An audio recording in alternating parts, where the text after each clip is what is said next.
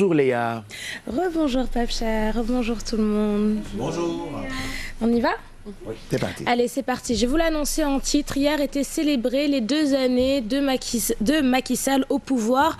Les Sénégalais passent au peigne fin les 2 années donc au pouvoir de Macky et les avis sont partagés. Progrès pour certains, tâtonnement pour d'autres. Ils se sont confiés au micro de nos reporters Maïmouna Ndiaye et Diafar Abba.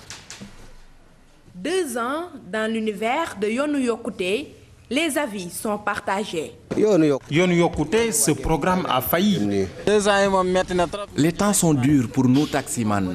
Nous réclamons le départ de Macky Sall. Il est allé chercher des investisseurs. C'est déjà un pas. Avant, je donnais 4 000 francs à mon épouse pour la dépense quotidienne. Mais aujourd'hui, je peine même à décaisser 2 000 francs. Des actions et des ambitions, il y en a aussi, pensent certains. Qu'on laisse le président dérouler son programme. Prenons l'exemple des femmes. Nous sommes trop matérialistes et nous ne voulons pas travailler assez. Le chef de l'État ne peut pas développer le Sénégal seul. En tout cas, personnellement, j'ai constaté un changement au niveau de mon bulletin de salaire, quand même. Pour bon nombre de Sénégalais, la rupture tant annoncée tarde à se faire. Au début, quand je venais ici, j'avais 604 000 en termes de marchandises. Aujourd'hui, je n'ai même pas 100 000 et je ne suis pas le seul. On est en surnombre dans toutes les universités presque du Sénégal maintenant. Et ce n'est pas facile à gérer. Et ils n'ont pas mis les bonnes personnes à la place qu'il faut. Donc ils ont amené des personnes étrangères, trop étrangères à l'éducation pour régler un problème dont ils ne connaissent même pas l'origine. Rupture ou pas, dans tous les cas, chacun a son mot à dire. Direction la banlieue dakaroise au quartier Ndjeda Thiaroye Kao, où le quotidien des populations rime toujours avec difficulté. 2 ans après l'arrivée de Macky Sall au pouvoir, les populations se prononcent sur le programme Yoonu Yokkute, un bilan mi-figue mi-raisin. 10 après Ra. Le 25 mars 2012, Macky Sall est porté à la tête du pays sur la base du programme Yoonu Yokkute. 2 ans après, les populations de Ndjeda Thiaroye Kao jettent un regard critique sur le programme du chef de l'État. Ici, rien n'a changé. Du temps de Wade, c'était mieux pour nous, car il nous arrivait d'avoir au moins un peu d'argent. Mais là, nous travaillons pour rien du tout. Rien n'a changé dans le quartier. Nos habitations sont toujours envahies par les eaux. En hivernage, les enfants tombent malades. Même les ambulances ne peuvent pas entrer dans nos ruelles. Le chômage des jeunes est un fléau à Ndjeda Thiaroye Kao. Dans ce quartier, l'inactivité est la chose la mieux partagée. Il y a des gens formés ici, d'autres travaillent dans les usines. Mais ces dernières ne recrutent plus. Même si tu veux ouvrir ta propre affaire, les moyens font défaut. Rien n'a changé. Les enfants continuent à mourir dans les bassins de rétention. Ces jeunes ne travaillent plus. Il y a beaucoup d'agresseurs.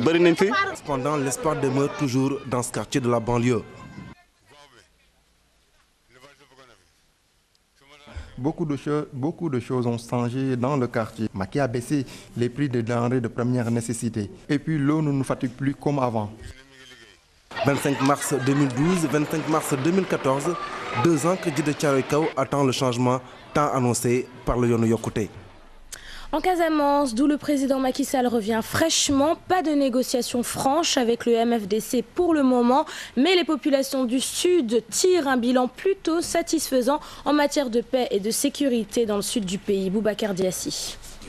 La paix et la sécurité des populations en Casamance est au cœur du quinquennat du chef de l'État Macky Sall, lui qui a géré le dossier avant d'être à la magistrature suprême. Le président Macky Sall a eu la chance de gérer le dossier de la paix en tant que ministre de l'Intérieur, aussi en tant que Premier ministre, d'être très proche du dossier de la paix. Il sait par où passer pour véritablement arriver à la paix. Cette accalmie, il faut le mettre sur le compte de Monsieur le Président de la République du Sénégal, qui s'est distingué par une stratégie d'ouverture et son engagement dans les négociations.